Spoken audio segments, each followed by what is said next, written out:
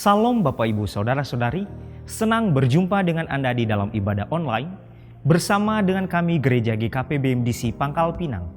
Bila ibadah ini telah menjadi berkat bagi Anda, silakan Bapak Ibu Saudara-saudari untuk membagikan ibadah ini kepada keluarga, teman, atau kerabat Anda. Berikut MDC News.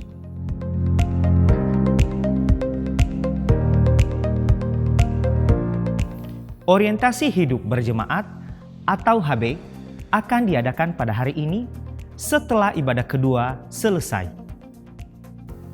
Mari kita membangun keintiman dan relasi kita dengan Tuhan dan menikmati hadirat-Nya. Menikmati embun surgawi yang dilaksanakan setiap hari Selasa dan Kamis dimulai pada pukul 5 sampai pukul 6 waktu Indonesia Barat. Doa meneduhkan jiwa diadakan setiap hari Rabu dimulai pada pukul 11 sampai pukul 12 waktu Indonesia Barat yang dilaksanakan secara online melalui Zoom meeting. Dan bermalam di hadirat-Nya diadakan setiap hari Jumat dimulai pada pukul 19 sampai 20.30 waktu Indonesia Barat yang dilaksanakan secara onsite di gereja. Kegiatan kesan diadakan setiap hari Selasa dan Rabu dimulai pada pukul 19 waktu Indonesia Barat. Bisa dilaksanakan secara online atau secara onsite, namun tetap mengikuti protokol kesehatan. Untuk info lebih lanjut, silakan menghubungi ketua kesan masing-masing.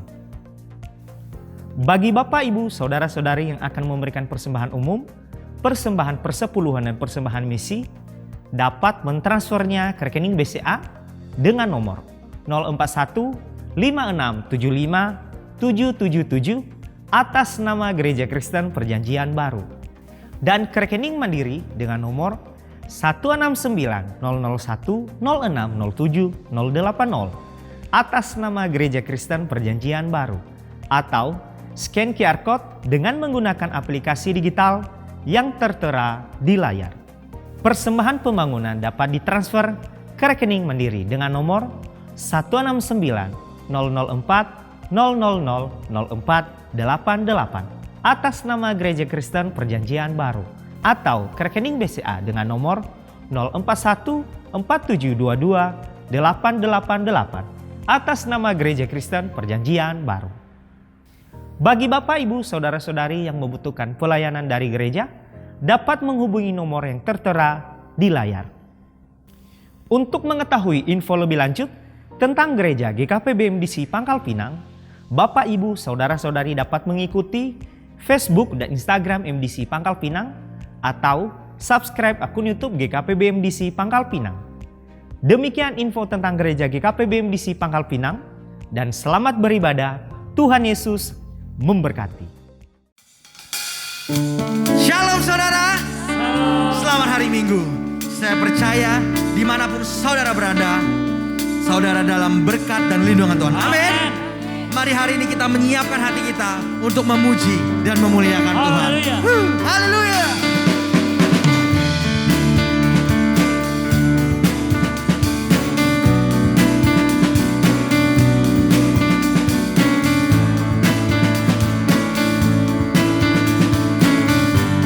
Mari bersama kita pujikan. Ajarku berdiam dekat di hatimu, di saat ku berpaling temukan cintamu. Di sana kau menanti untuk bawaku lagi bersekutu dalam damai yang sejati.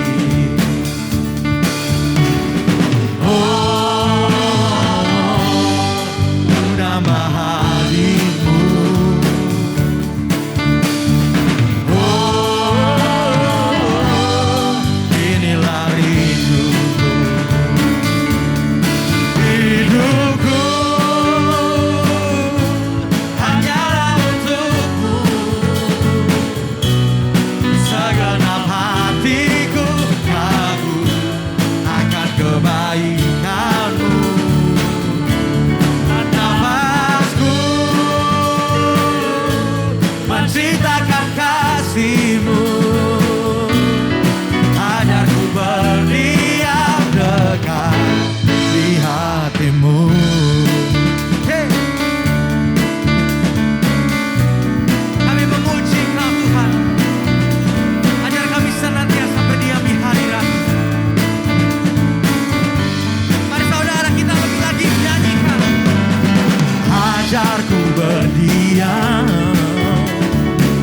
dekat di hatimu.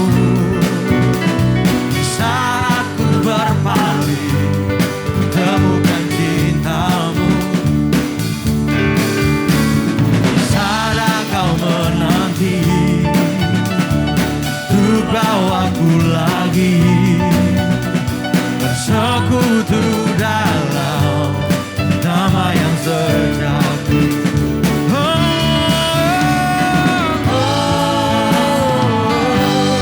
Ku nambah hadimu. Mari bersama kita nyatakan. Inilah hidupku. Hidupku hanyalah untukmu. Segenap hatiku kagum akan kebaikanmu. Dan nafasku menceritakan kasihmu. Ajarku berdiam dekat di hatimu. Bersama nyanyikan. Hidupku hanyalah untukmu. ini hidup kami Tuhan.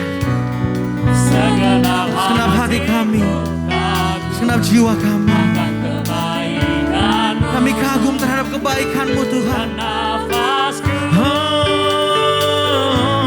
mencitrakan kasihmu. Ajarku berdiam dekat di hatimu. Hidupku hanyalah untukmu. Segenap hatiku kagum akan kebaikanmu. Dan nafasku menciptakan kasihmu.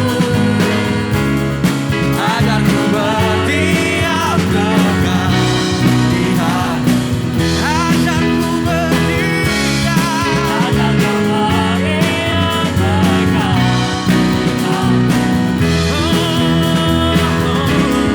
Ajarku berdiam dekat di hatimu.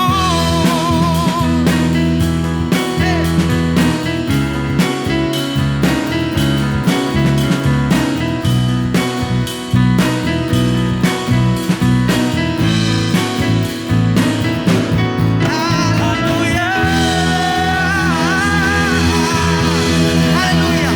Kita percaya, kita ingin lebih lagi masuk ke dalam hadirat Tuhan. Amin. Masuk hadiratnya.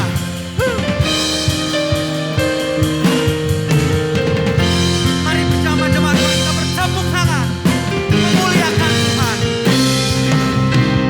Masuk hadiratnya dengan hati bersyukur. Masuk gerbangnya dengan pujian. Bermazmurlah bagi Dia, nyanyikan nyanyian baru. Bersukacita sekarang menyembah Dia. Mari masuk hadiratnya. Masuk hadiratnya dengan hati bersyukur. Masuk gerbangnya dengan pujian. Bermazmurlah bagi Dia, nyanyikan nyanyian baru. Bersukacita sekarang tinggikan Dia. Mari angkat tanganmu dan katakan. Dan jiwa pun bersuka. Hadirat Allah nyata dalam pujian. Saat kami menyembah dan tangan pun terangkat, Tuhan hadir dalam pujian umatnya. Hey!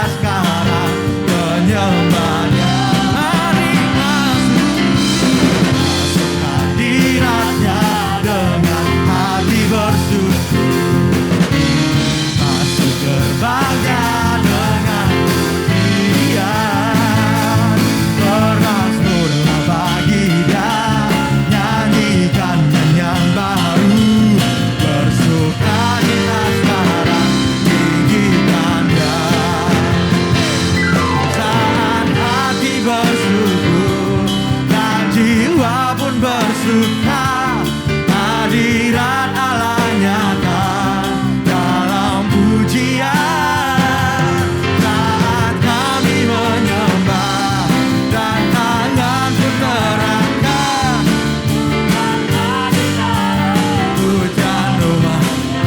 Lebih lagi kita nyanyikan. Saat hati bersyukur dan jiwa pun bersuka, hadirat Allah nyata dalam pujian. Saat kami menyembah dan tangan pun terangkat, Tuhan hadir dalam pujian umat. Saat hati bersyukur dan jiwa pun bersuka, hadirat Allah nyata dalam pujian. Mari bersama kita mengangkat tangan kita, dan tangan pun terangkat, Tuhan hadir dalam pujian. Tuhan hadir, Tuhan hadir dalam pujian. Tuhan hadir dalam pujian.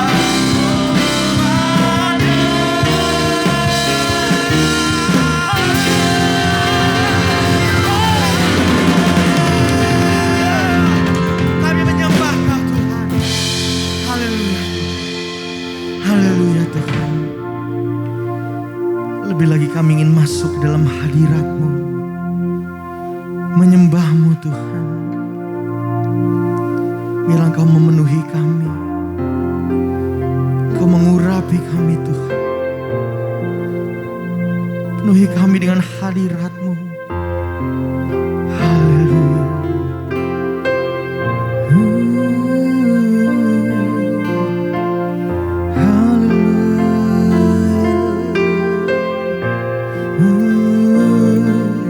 Ku memuji-Mu Tuhan.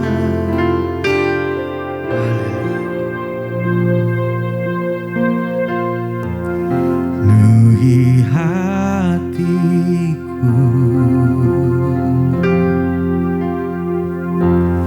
dengan hadir-Mu.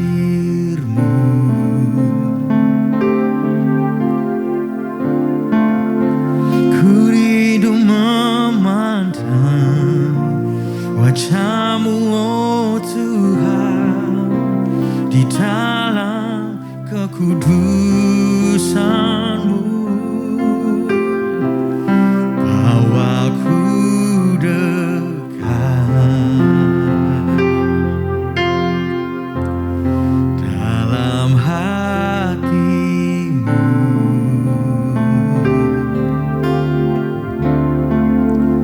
Ku rindu mendengar suara-Mu, oh Tuhan, di tempat kudus-Mu sekarang. Ku rasakan kasih-Mu dan indahnya kekudusan-Mu. Penuhi dengan kasih-Mu, diam di hadirat-Mu.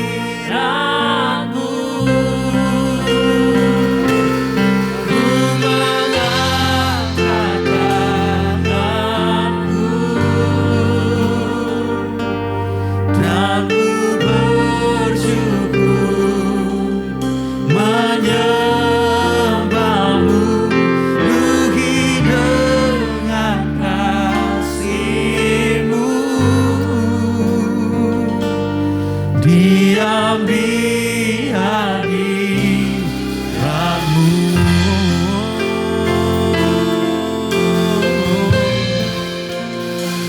Bersama kita katakan, penuhi hatiku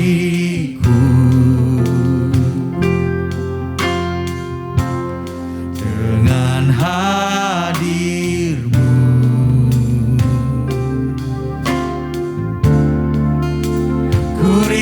memandang wajah-Mu, oh Tuhan, di dalam kekudusan-Mu.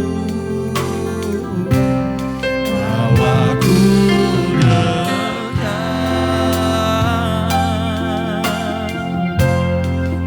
dalam hadir-Mu.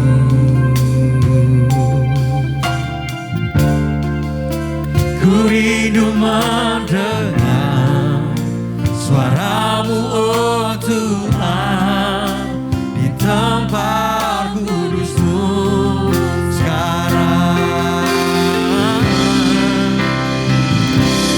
Ku rasakan kasih-Mu dan indahnya kekudusan-Mu. Penuhi dengan kasih-Mu, diam di hadirat-Mu. Ku mengangkat tanganku dan ku bersyukur menyembah-Mu.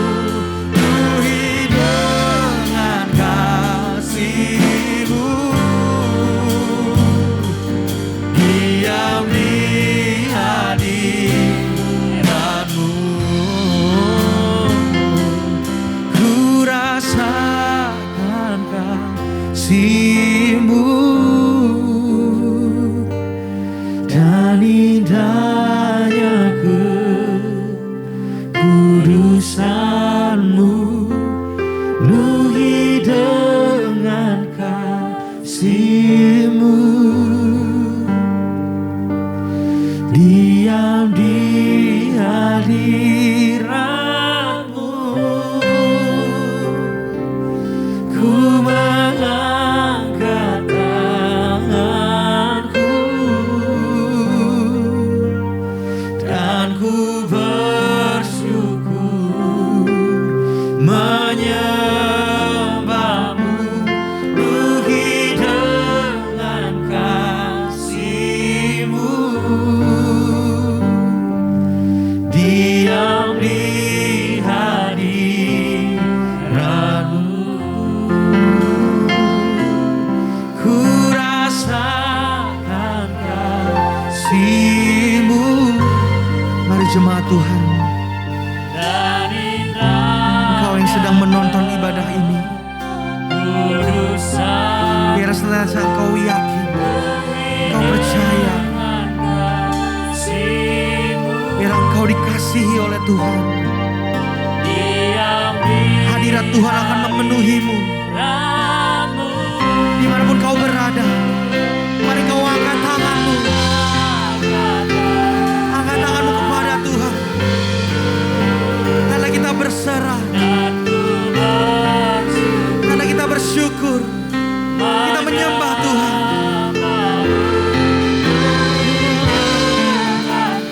Penuhi kami Tuhan, diam di hadirat-Mu.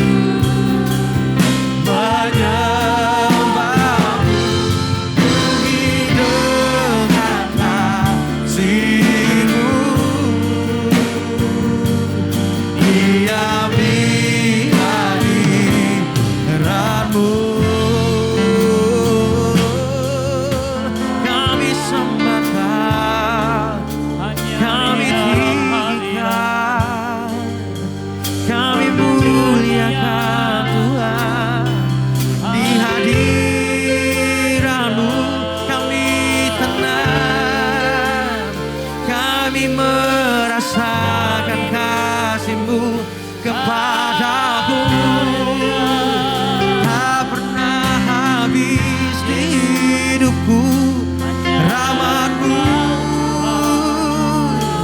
Hadiratmu tak berkesudahan hidupku. Segala perkara dapat menanggung di dalammu. Di hadiratmu yang menguatkanku, menyembuhkanku, memulihkanku. Ada satu pun di hidupku selain dirimu.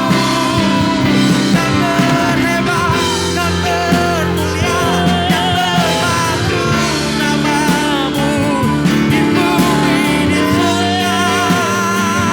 Kau yang dipuji.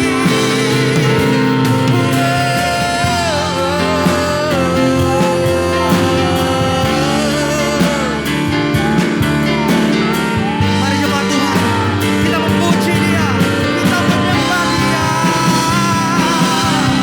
Kita akan merasakan hadirat-Nya.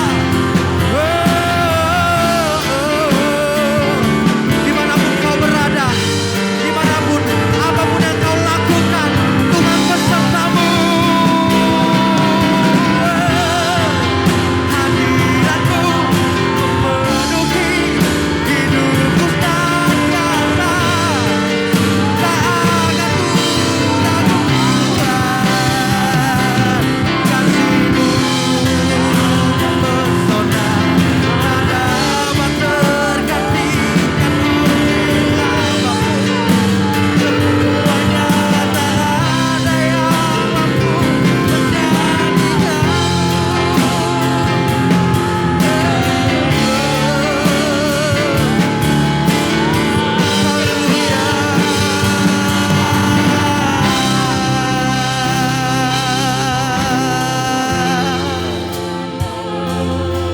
Haleluya Tuhan, kami merasakan hadirat-Mu. Engkau menjamah kami, Engkau menjamah setiap kami Tuhan. Engkau menjamah kami yang hari ini melayani-Mu. Dan kami percaya Tuhan, Engkau juga menjamah saudara-saudara kami yang sedang ada di rumah, yang sedang menyaksikan ibadah ini Tuhan. Kami percaya Engkau melawat kami Tuhan dengan luar biasa. Biarlah hadirat-Mu memenuhi hidup kami Tuhan. Biarlah senantiasa semakin hari Tuhan kami hidup sesuai dengan kehendak-Mu, menjadi anak-Mu yang segambar dan serupa dengan-Mu Tuhan. Biarlah hadirat-Mu mengubahkan kami. Biarlah hadirat-Mu memulihkan kami Tuhan. Biarlah yang nampak hanya kemuliaan-Mu.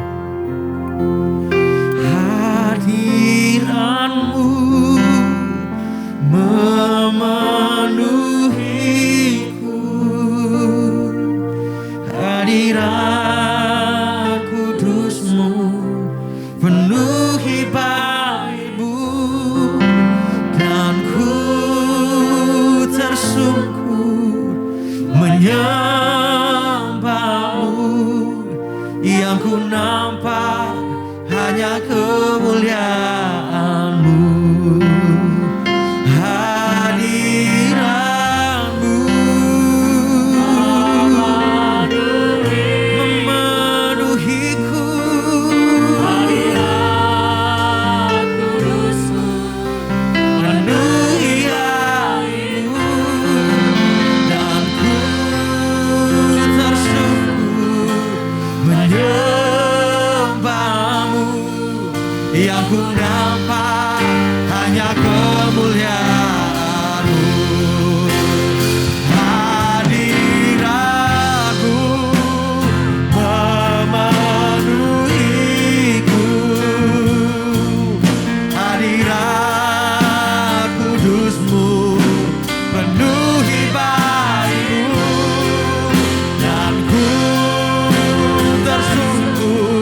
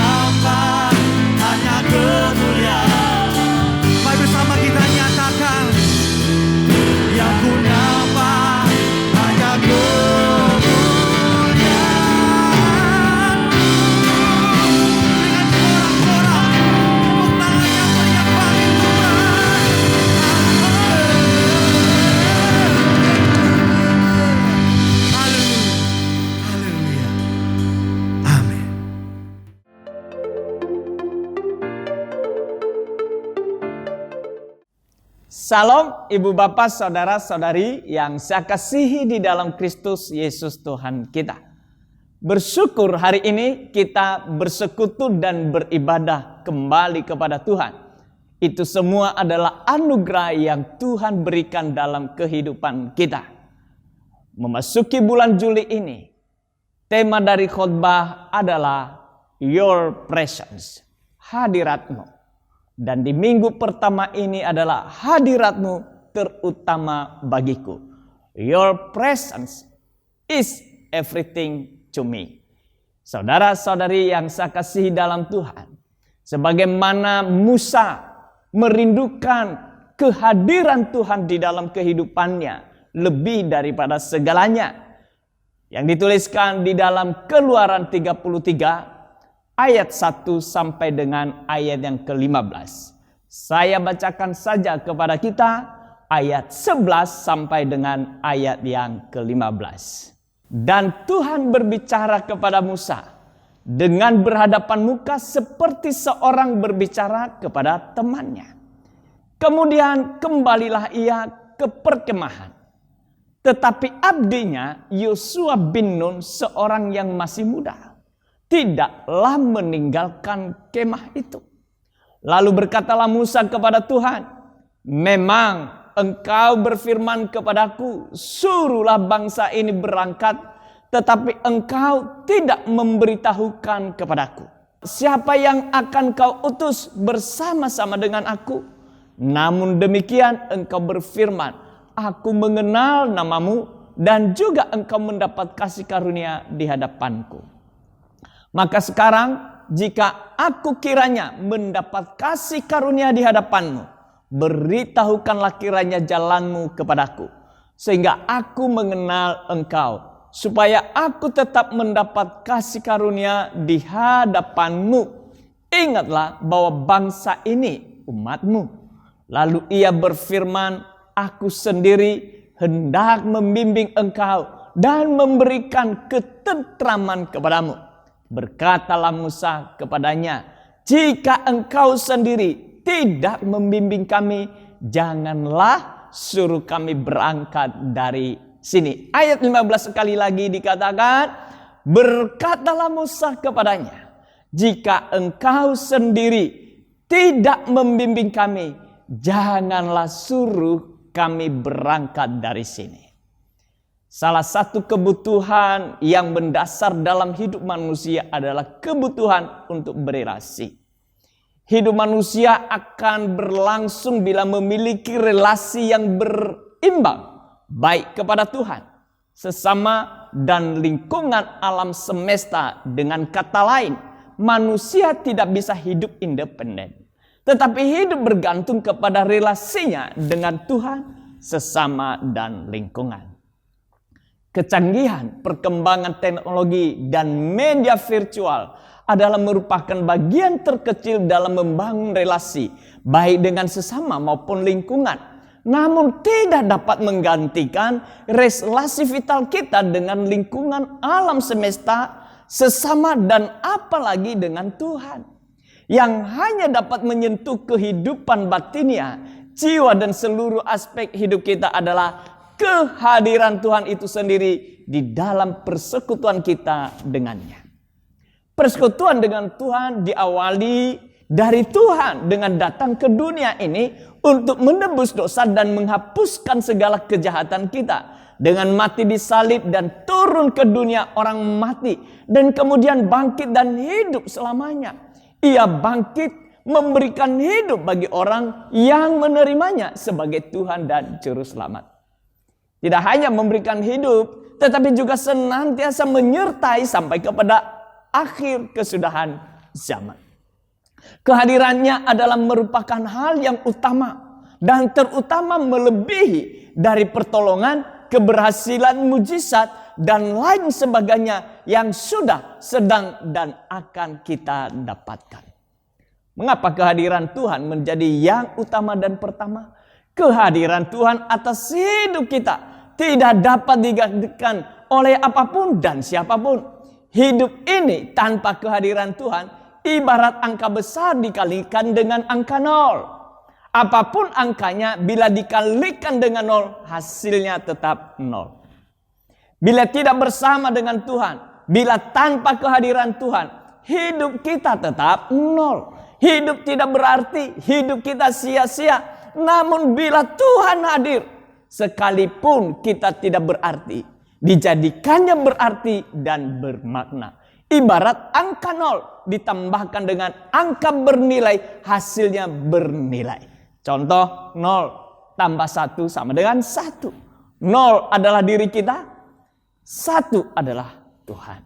Dengan kata lain, hidup kita akan bermakna bila Allah selalu hadir bersama dengan kita setiap waktu. Itu sebabnya ketika Allah menyuruh Musa untuk berangkat memimpin bangsa Israel, sekalipun Tuhan berbicara berhadapan muka seperti seorang berbicara kepada temannya, Musa berkata, "Jika engkau sendiri tidak membimbing kami, janganlah suruh kami berangkat dari sini." Maksud Musa berkata seperti itu bukan ia tidak percaya kepada perkataan Tuhan, namun keinginan paling utama dan terutama bagi Musa adalah kehadiran Tuhan itu sendiri bagi dirinya dan bagi bangsa Israel untuk bersama dengan mereka. Kehadiran Tuhan untuk terus membimbing mereka adalah melebihi dari semua yang akan mereka peroleh. Baik pertolongan, mujizat, keberhasilan, dan lain sebagainya. Bagi Musa tidak ada artinya pertolongan, mujizat, keberhasilan, dan lain segalanya itu bila Tuhan tidak hadir bersama-sama dengan Musa dan bangsa Israel. Hidup dan segala yang diperolehnya hanya akan berarti bila Tuhan hadir bersama-sama dengannya.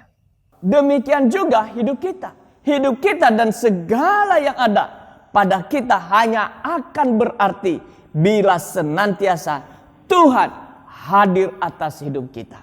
Kehadiran Tuhan itu kita dapat menikmatinya setiap saat bila kita memiliki relasi yang tak henti-hentinya kepada Tuhan. Melalui apa Bapak Ibu? Pertama saudara adalah menyingkirkan segala penghalang, yaitu berhala. Kalau kita membaca dari ayat 1 sampai dengan ayat ke-15, kita bisa menemukan apa yang menjadi penghalang bagi orang Israel untuk Tuhan hadir di tengah-tengah mereka.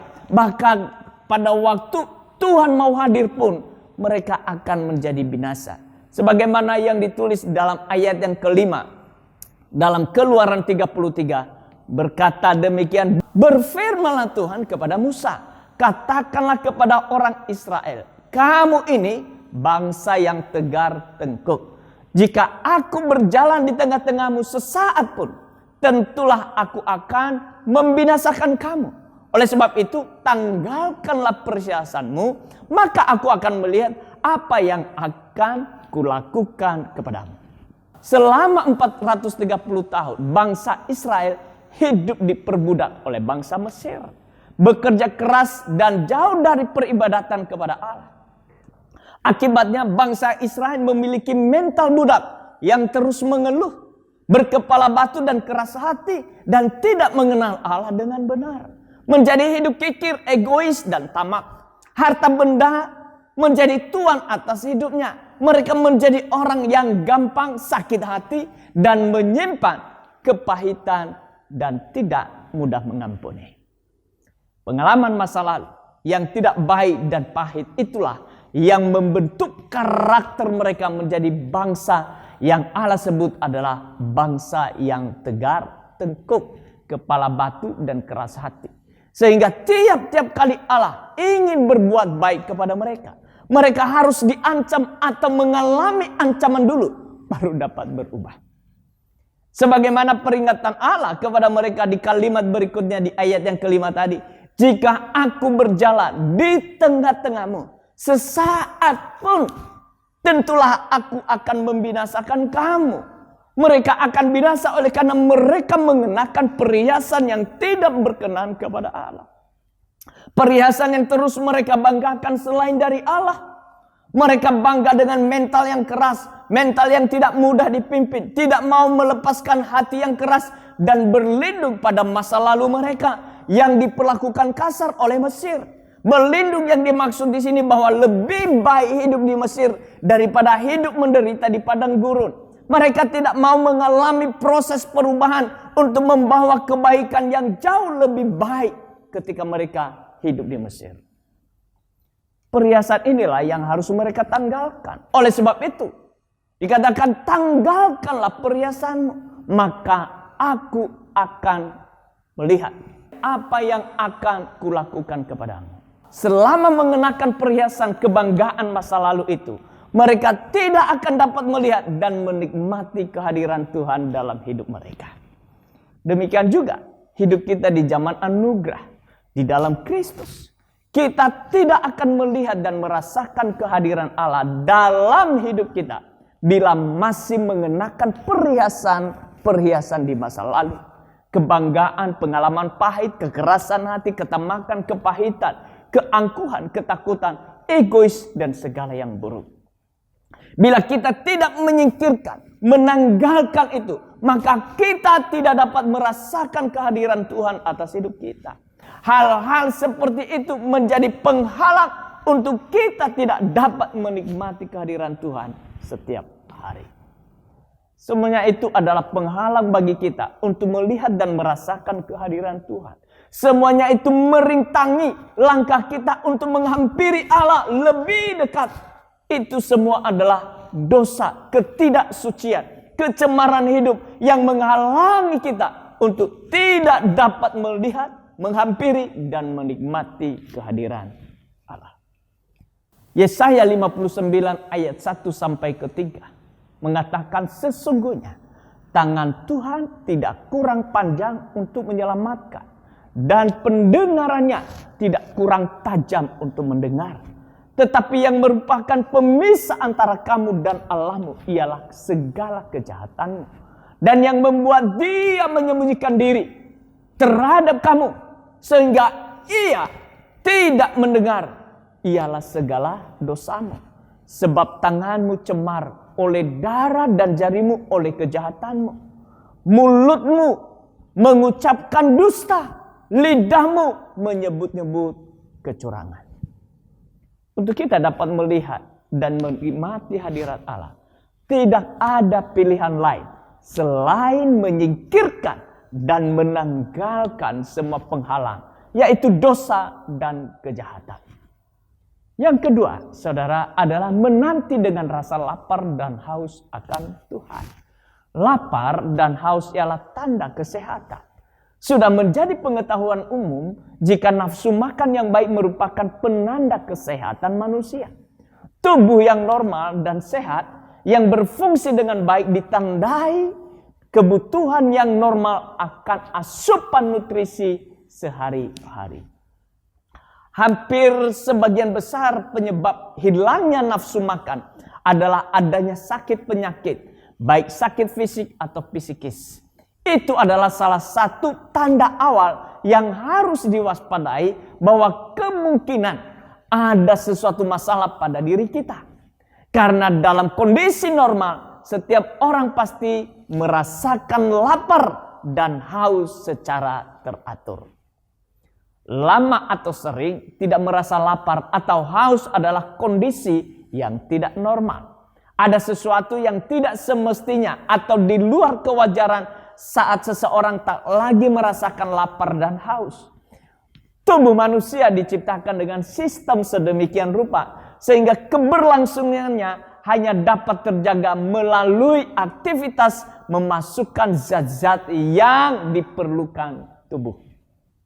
Nah, apabila rasa lapar dan haus berkurang atau menghilang, sedikit banyak dapat disimpulkan bahwa sistem tubuh kita sedang tidak berfungsi secara normal atau sedang mengalami masalah. Memang ada saat selama beberapa waktu lapar dan haus tidak kita rasakan lagi, yaitu saat kita merasa kenyang. Meskipun begitu, pada waktunya tubuh yang berfungsi secara normal akan kembali merasakan lapar dan haus.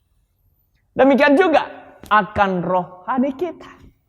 Penyataan Yesus yang mengatakan bahwa bukan hanya oleh roti manusia boleh hidup, melainkan dari perkataan yang keluar dari mulut Tuhan, sebagaimana yang ditulis dalam Matius 4 ayat keempat. Sekilas menyeratkan tentang eksistensi manusia yang sesungguhnya. Bahwa hidup manusia belumlah utuh sebagaimana kodratnya jika hanya makan apa yang dibutuhkan jasmaninya. Ada natur lain dari diri manusia, itu rohnya yang perlu mendapatkan asupan makanan sebagaimana tubuh jasmaninya. Saat keduanya memperoleh makanan yang benar, maka hidup manusia menjadi lengkap dan berlangsung seturut sifat penciptaannya. Tuhan menggunakan tubuh jasmani kita sebagai contoh dan bayangan dari keadaan manusia roh kita. Apa yang dapat kita ketahui dan pelajari dari tubuh jasmani kita merupakan bayangan dari apa yang dialami manusia roh kita, di mana ternyata sebagaimana dinyatakan di atas memiliki kebutuhan yang serupa dengan tubuh jasmani kita. Oleh sebab itu, lapar dan haus yang sama sebagaimana dialami tubuh kita seharusnya dirasakan oleh roh kita. Jadi tidaklah salah jika dikatakan bahwa saat roh kita tak lagi lapar dan haus, maka kemungkinan besar suatu masalah sedang terjadi di sana. Manusia rohani yang tak lagi merasakan keinginan mengkonsumsi asupan rohani seharusnya diwaspadai. Ada sesuatu yang tak wajar di sana.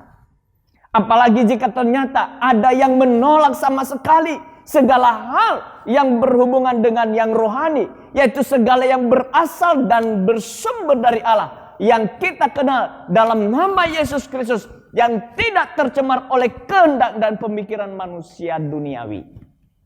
Penolakan terhadap apapun yang benar dan sejati dari Tuhan, entah secara diam-diam atau terang-terangan, bisa jadi menunjukkan kondisi roh kita sedang sakit. Atau jika sama sekali tak peduli, sangat mungkin kematian rohani telah terjadi.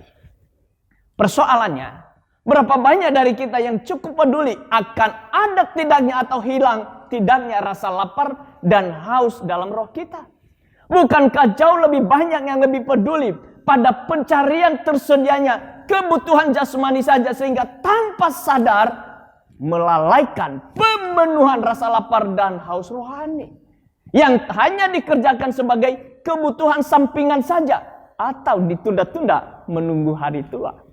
Sadarkah Anda apabila ada akibat fatal, yaitu penyakit-penyakit di jiwa kita hingga terjadinya kematian rohani lagi? Saat kita sebagai orang percaya tak lagi memiliki rasa lapar dan haus akan Tuhan. Mark Batterson berkata, jika Anda tidak merasakan lapar dan dahaga akan Allah, mungkin Anda terlalu kenyang atau penuh dengan diri Anda sendiri. Maksudnya ialah saat kita tidak merasa perlu mencari perkara-perkara kerajaan Allah, mungkin kita terlalu sibuk peduli akan kepentingan diri kita sendiri. Ya, iblis berusaha sekuat tenaga membuat orang-orang puas dengan pemenuhan hal yang bersifat materi dan duniawi. Kita dibuat sibuk, teralihkan dan terbius dengan segala yang kita pikir sebagai hal-hal yang utama dalam hidup, supaya yang benar-benar penting dan berguna bagi hidup kita tak terpikirkan lagi. Fokus kita diarahkan pada ukuran-ukuran duniawi yang semu, melupakan yang rohani, tapi mengumpulkan sebanyak-banyaknya segala kekayaan, kenikmatan, kesenangan, dan kemegahan duniawi. Ayat yang pertama tadi mengatakan di Keluaran 33 sampai dengan ayat yang ketiga. Berfirmanlah Tuhan kepada Musa, pergilah, berjalanlah dari sini, engkau dan bangsa itu yang telah kau pimpin keluar dari tanah Mesir, ke negeri yang telah kujanjikan dengan sumpah kepada Abraham, Ishak dan Yakub. Demikian kepada keturunanmu lah akan kuberikan negeri itu. Aku akan mengutus seorang malaikat berjalan di depanmu dan akan menghalau orang Kanaan, orang Amori, orang Het, orang Feris, orang Hewi, dan orang Yebus. Yakni ke suatu negeri yang berlimpah-limpah susu dan madu. Sebab aku tidak berjalan di tengah-tengahmu, karena engkau ini bangsa yang tegar tengkuk, supaya aku jangan membinasakan engkau di jalan. Ayat 4 sampai dengan ayat kelima dikatakan, ketika bangsa itu mendengar ancaman mengerikan itu, berkabunglah mereka dan seorang pun tidak ada yang memakai perhiasannya. Berfirmanlah Tuhan kepada Musa, katakanlah kepada orang Israel, kamu ini bangsa yang tegar tengkuk. Jika aku berjalan di tengah-tengahmu, sesaat pun tentulah aku akan membinasakan kamu. Oleh sebab itu, tanggalkanlah perhiasanmu, maka aku akan melihat apa yang akan kulakukan kepadamu. Mengapa Allah berkata kepada Musa, bila ia hadir sesaat pun di tengah-tengah bangsa Israel, mereka bisa mati. Bukan hanya karena mereka tegar tengkuk, tetapi Allah berkata, tanggalkanlah perhiasanmu. Perhiasan itu adalah materi emas, sesuatu yang berharga, mulia dan dicari orang. Dan bukanlah dari emas juga, mereka membuat lembu emas menjadi Allah bagi mereka karena ketidaksabaran mereka menunggu Musa dari Gunung Sinai yang sedang menghadap Tuhan. Emas itu menjadi Tuhan dalam hidup mereka, bukan lagi kepada Allah. Mereka memanggil Allah ketika mereka membutuhkan pertolongan, membutuhkan mujizat dan lain sebagainya. Namun ketika perut mereka kenyang dan segala perhiasan materi mereka miliki, mereka melupakan Tuhan. Sesungguhnya bukan Tuhan yang mereka cari dan butuhkan, tetapi berkat dari Tuhan itulah yang mereka cari. Tujuan si jahat dengan segala macam cara, jika perlu memanfaatkan ajaran-ajaran rohani dan mengatasnamakan hubungan dengan Tuhan sebagai salah satu sarana memperoleh kelimpahan materi atau pencapaian-pencapaian di dunia ini yang sekarang ini saja, atau pemenuhan keinginan-keinginan diri yang pada dasarnya pemuasan kebutuhan yang lain selain kebutuhan roh kita. Begitu pula dengan pesan-pesan yang berorientasi kekayaan materi, jawaban persoalan sehari-hari, atau kelancaran dalam keberhasilan hidup di dunia menjadi kegemaran lebih dari ajaran Kristus yang murni dan sejati untuk mengikuti dan meneladani Dia melangkah di jalan yang sempit dan pintu yang sesak itu. Sebab daging akan mencari hal-hal kedagingan, bukan yang dari Roh Kudus. Sang penguasa kegelapan yang mengambil alih tempat Tuhan di hati manusia. Di sisinya hati manusia dengan lapar dan haus akan dunia dan kesenangannya. Dan lahirlah manusia-manusia dosa, jahat dan fasik dari hatinya. Bertingkah laku bak binatang, bahkan lebih keji dari binatang buas. Itulah mengapa sekalipun tampak beragama dan beribadah, kejahatan manusia justru semakin nyata. Sebab Tuhan tidak benar-benar ada dalam hidup mereka. Dan betapa fatalnya kerohanian yang mati. Siapakah yang mengetahui betapa ngeri dampaknya bagi hidup manusia? Putusnya hubungan manusia dengan Tuhan ialah kematian rohani. Dan akibatnya sangat fatal. Sebab manusia telah terputus dari sumber kehidupannya yang sejati. Seluruh sendi hidupnya berubah perlahan, tapi pasti menjadi busuk dan binasa. Bagian ketiga, menyingkirkan zona nyaman. Istilah zona nyaman sering diartikan sebagai suatu tempat atau situasi di mana seorang merasa aman atau tentram. Berada di zona nyaman adalah keadaan psikologis di mana hal-hal terasa familiar, membuat kita merasa berada di lingkungan yang terkendali. E.W. Tozer berkata, salah satu musuh terbesar orang Kristen adalah puas diri rohani. Kekristenan yang semula telah jatuh dalam keadaannya yang rendah sekarang ini karena kurangnya hasrat akan hal-hal dari Allah. Di antara mereka yang mengaku sebagai orang Kristen, sangat jarang satu orang saja di antara 1.000 orang yang memperlihatkan rasa haus yang bergairah akan Tuhan. Musa tidak cukup puas dan nyaman ketika Tuhan berbicara kepadanya dengan berhadapan muka seperti seorang berbicara kepada temannya. Tidak puas hanya malaikat Tuhan yang memimpin mereka, tetapi hal yang paling utama dan terutama bagi dia adalah kehadiran Tuhan besertanya dan bangsa Israel untuk memimpin mereka. Sebagaimana yang dicatat di dalam ayat 12 sampai ayat 15 dalam Keluaran 33. Dikatakan, lalu berkatalah Musa kepada Tuhan, memang engkau berfirman kepadaku, suruhlah bangsa itu berangkat.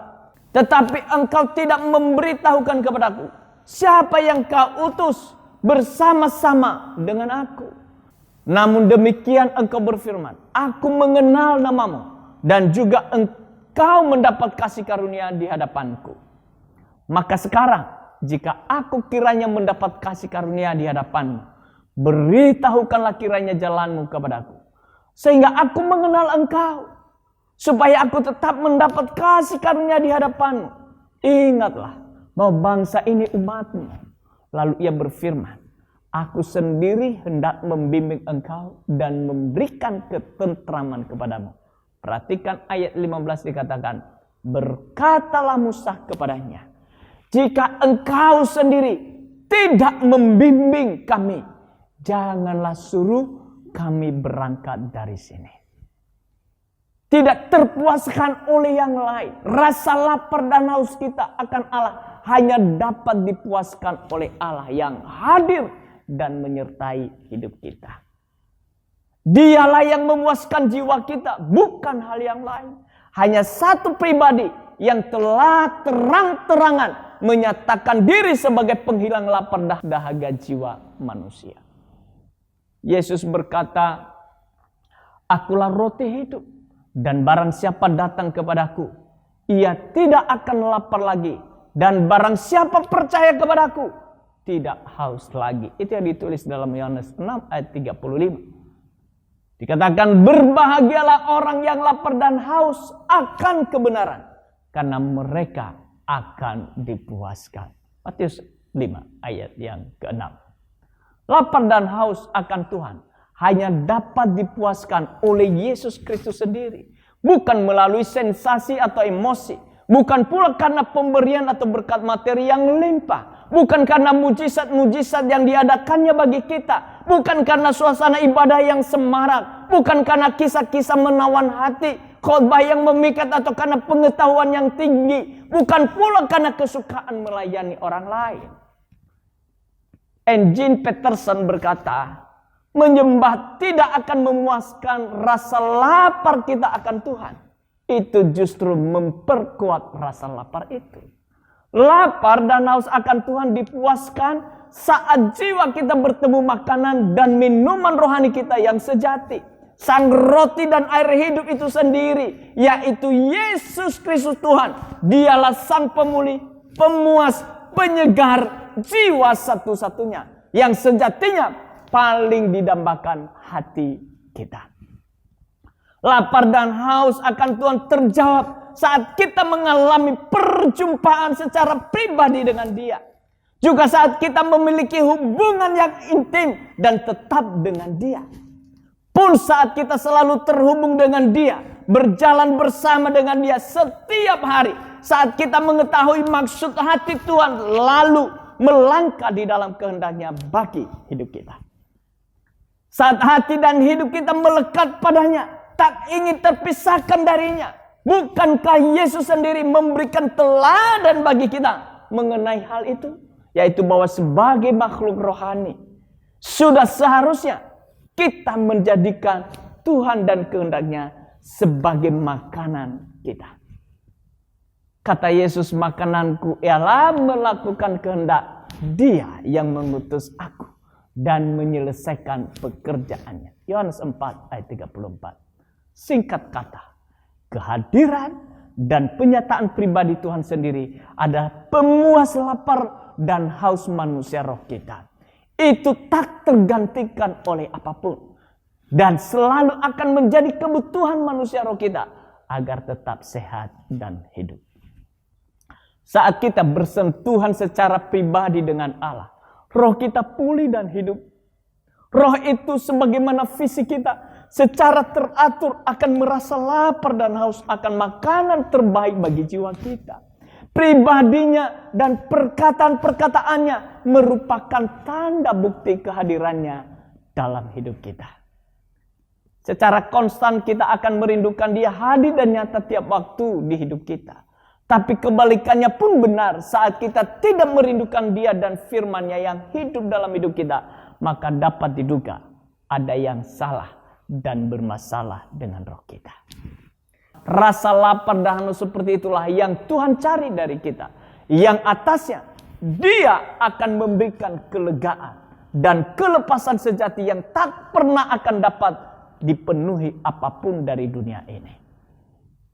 Jika hari ini Anda belum pernah merasa lapar dan haus akan Tuhan, ketahuilah bahwa jiwa Anda dalam keadaan kritis. Keterpisahan Anda akan Allah bisa berlangsung untuk selamanya. Berserulah kepada Yesus, mintalah Dia menyentuh roh Anda supaya celik sehingga Anda mengerti betapa Anda membutuhkan Yesus Kristus dalam hidup Anda. Anda membutuhkan pribadi Yesus Kristus sendiri hadir dalam hidup Anda, bukan apapun dan siapapun yang lain. Dan Anda tahu, jika Anda terhubung dengan Dia dan hanya dengan Dia saja saat kehadirannya terasa nyata bagi roh Anda. Dan itulah yang membuat Anda terbebaskan dari rasa takut, khawatir, cemas, dan tidak aman dalam hidup Anda. Sebagai gantinya, Anda akan dilimpahi sukacita, damai sejahtera, ketenangan, kebahagiaan, dan kepuasan hidup. Terlepas dari apapun keadaan jasmani Anda atau masalah-masalah yang sedang Anda hadapi. Anda tentram karena sadar sepenuhnya bahwa Tuhan di dekat Anda, menyertai Anda, memberitahukan kehendak dan tujuannya atas hidup Anda secara pribadi dan menuntun Anda langkah demi langkah setiap waktu. Di luar pengalaman-pengalaman itu, mungkin lapar dan haus Anda belumlah benar-benar terpenuhi. Berseru dan mendesaklah pada Tuhan sampai Dia menjamah Anda secara pribadi. Anda akan dipuaskan sekaligus makin lapar dan haus akan Dia. Lebih dan lebih lagi tiap-tiap hari. Menjadi manusia yang lengkap, utuh dan penuh bahagia. Sebab di mana Tuhan ada, di sanalah surga berada. Seperti rusa merindukan sungai yang berair, demikianlah jiwaku merindukan Engkau. Ya Allah, jiwaku haus kepada Allah yang hidup. Bilakah aku boleh datang melihat Allah? Mazmur 42 ayat 2 sampai 3. Sebab Engkau menciptakan kami dan menarik kami pada diri-Mu sendiri, dan hati kami tidak akan pernah tenang sebelum berteduh di dalam Engkau. Berkat, pertolongan, dan mujizat Tuhan adalah perlu bagi kita. Tapi hal yang paling penting dan utama adalah kehadiran Tuhan dan penyertaan Tuhan dalam hidup kita. Karena tanpa kehadiran Tuhan, segalanya menjadi sia-sia. Ibarat angka sebesar apapun, dikalikan dengan 0, hasilnya tetap 0. Tetapi bila Tuhan hadir beserta kita, ibarat angka 0 ditambah dengan 1, hasilnya 1. Artinya hidup kita menjadi berarti. Immanuel, Tuhan Yesus memberkati. Bapak, Ibu, Saudara-saudari yang saya kasihi dalam Tuhan. Mari kita menundukkan kepala kita. Bahwa kita membutuhkan kehadiran Tuhan atas hidup kita. Tanpa Tuhan bagi kita, hidup kita menjadi sia-sia. Kehadirannya atas hidup kita menjadi hal yang paling utama. Dan karenanya untuk kita dapat merasakan kehadiran Tuhan atas hidup kita. Hal yang pertama, kita menyingkirkan segala rintangan, penghalang, dan berhala yang selama ini masih suka kita banggakan. Masa lalu, kebanggaan masa lalu, bahkan mungkin kepahitan juga di masa lalu, masih terus kita banggakan. Yang kedua adalah memiliki rasa haus dan lapar akan Dia. Dan yang ketiga adalah meninggalkan zona nyaman. Kehadiran Tuhan adalah utama dan terutama di dalam hidup kita. Berkat dan pertolongan mujizat memang perlu, tetapi bukan hal yang utama. Sebab segalanya itu akan menjadi sia-sia tanpa kehadiran Tuhan bagi kita. Dan Ia adalah pribadi Immanuel, Allah yang selalu beserta dengan kita. Terima kasih Tuhan, kami rindu Engkau terus bersama dengan kami. Engkau hadir di dalam hidup kami. Engkau terus menuntun dan memimpin kami kepada rancangan-Mu yang indah dan mulia. Engkau tidak sekali-kali membiarkan dan meninggalkan kami. Engkau terus bersama dengan kami ya Tuhan. Terima kasih. Biarlah itu kami sadar dan kami merasakan, kami menikmati semuanya itu ya Tuhan. Taruhlah rasa hati yang haus dan lapar akan Engkau bagi kami. Biarkan kami tidak pernah merasa puas ya Tuhan dalam segala apapun selain daripada kehadiran-Mu itu sendiri atas hidup kami. Sebagaimana Musa berkata, kalau bukan Tuhan yang langsung membimbing kami tidak melangkah dari sini. Itulah kerinduan hati kami kepadamu. Pimpinlah kami, penuhilah kami, hadirlah dalam hidup kami. Terima kasih ya Tuhan. Firman, biarlah itu terus menggema di dalam hati dan pikiran kami, yang mengubahkan hidup kami dari hari ke hari untuk semakin hari mengenal Engkau dan bertumbuh ke arah-Mu yang menjadi kerinduan hati-Mu bagi kami, yaitu untuk menjadi serupa dan segambar dengan-Mu. Di dalam nama Tuhan Yesus kami bersyukur dan berdoa. Amin. Bapak Ibu saudara-saudari yang saya kasihi dalam Tuhan, untuk kita mengingat dan senantiasa sadar bahwa Tuhan telah hadir di dalam hidup kita. Dia telah menebus kita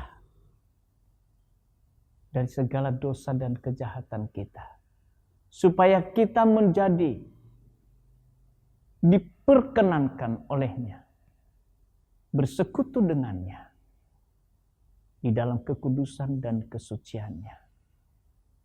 Mari kita mempersiapkan roti dan anggur. Roti adalah tubuh Kristus, anggur adalah darah Kristus.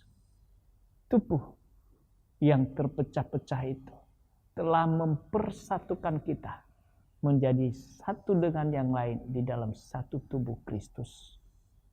Dan darahnya itu yang tercurah di atas kayu salib, yang memeteraikan kita untuk menjadi miliknya, bahwa kita adalah kepunyaan Dia.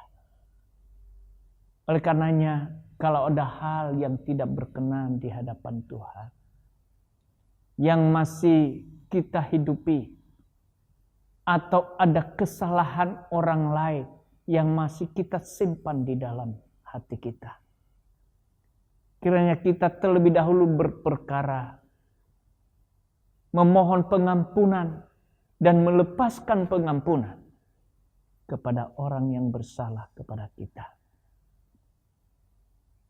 Kita memohon pengampunan Tuhan atas segala hal-hal yang masih kita hidupi tentang hidup lama. Kebanggaan masa lalu bukan lagi kebanggaan akan Kristus.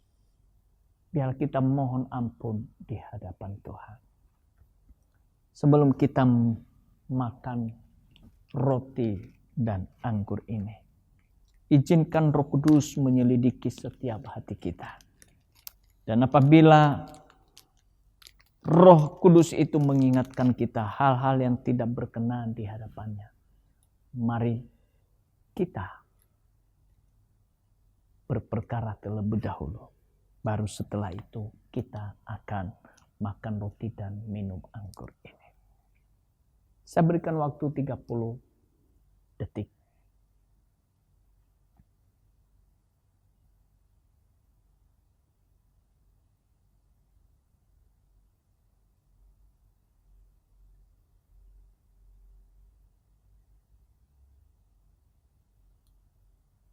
Mari kita angkat roti ini. Sebab apa yang telah kuteruskan kepadamu, telah aku terima dari Tuhan. Yaitu bahwa Tuhan Yesus pada malam waktu ia diserahkan, mengambil roti. Dan sesudah itu ia mengucap syukur atasnya. Ia memecah-mecahkannya dan berkata, inilah tubuhku yang diserahkan bagimu. Perbuatlah ini menjadi peringatan akan aku.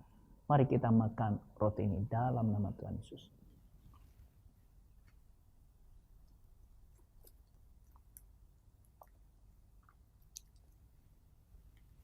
Mari kita angkat cawan ini. Demikian juga ia mengambil cawan. Sesudah makan lalu berkata, cawan ini adalah perjanjian baru yang dimeteraikan oleh darahku. Perbuatlah ini setiap kali kamu meminumnya menjadi peringatan akan aku. Mari kita minum anggur ini dalam nama Tuhan Yesus.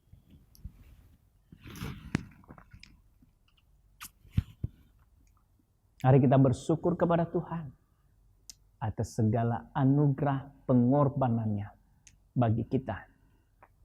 Yang telah melayakkan kita menjadi milik kepunyaannya.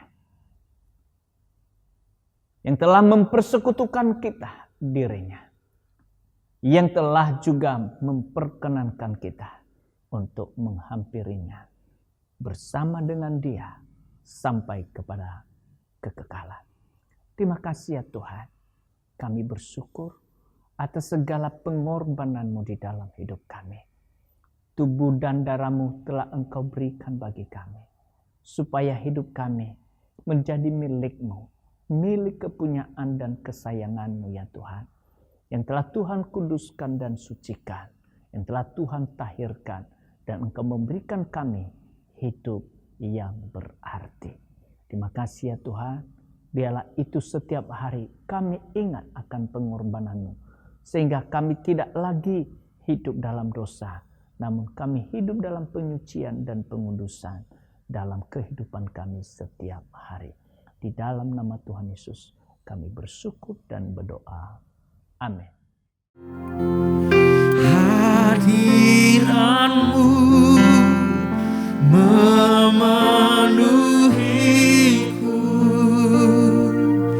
hadirat kudus-Mu penuhi baitmu, dan ku tersungkur menyembah-Mu. Yang ku nampak hanya kemuliaan-Mu. Hadiran-Mu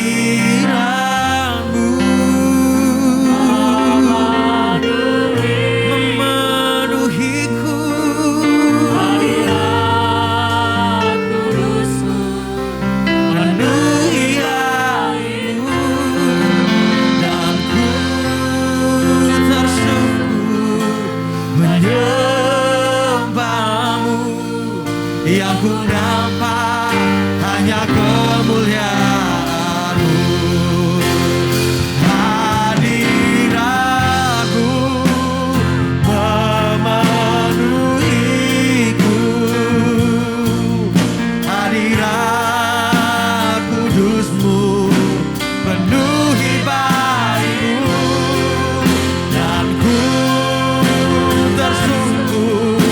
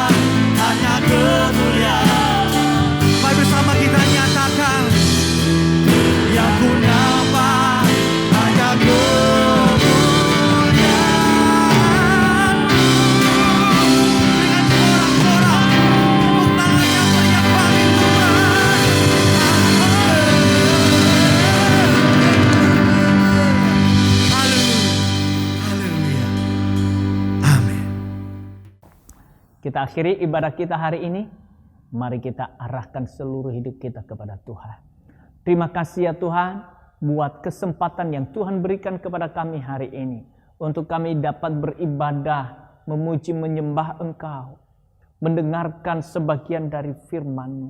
Dan kiranya firman-Mu itu Engkau meteraikan ia dan tuliskan ia dalam hati. Dan Engkau taruh ia di dalam akal budi kami. Sehingga setiap hari menerangi langkah demi langkah kami. Kami juga bersyukur kesempatan yang Tuhan berikan kepada kami untuk membawa kurban syukur di hadapan-Mu. Kiranya ini berkenan di hadapan Tuhan. Dari segala sesuatu yang Tuhan berikan dalam hidup kami, inilah persembahan kami kepada Engkau. Tubuh dan jiwa raga kami serahkan semua hanya untuk-Mu ya Tuhan. Dan kami akan mengakhiri ibadah hari ini. Kami akan pulang. Kami percaya Bapa yang kekal terus menyertai dan memberkati kami. Oleh karenanya, saudara-saudari yang saya kasihi dalam Tuhan, mari arahkan seluruh hidupmu bagi Dia dan angkat kedua belah tanganmu. Bapa yang kekal, yang mengasihi engkau, yang mencintai engkau di dalam Kristus Yesus Tuhan kita, dan yang mempersekutukan dirinya dengan dirimu oleh Roh Kudus, memberkati engkau, memimpin dan menuntun setiap langkah demi langkahmu, sehingga apapun yang engkau buat, dibuatnya engkau berhasil dan beruntung. Tuhan memberkati engkau dan melindungi engkau. Tuhan menyinari engkau dengan wajahnya dan memberikan engkau kasih karunia-Nya.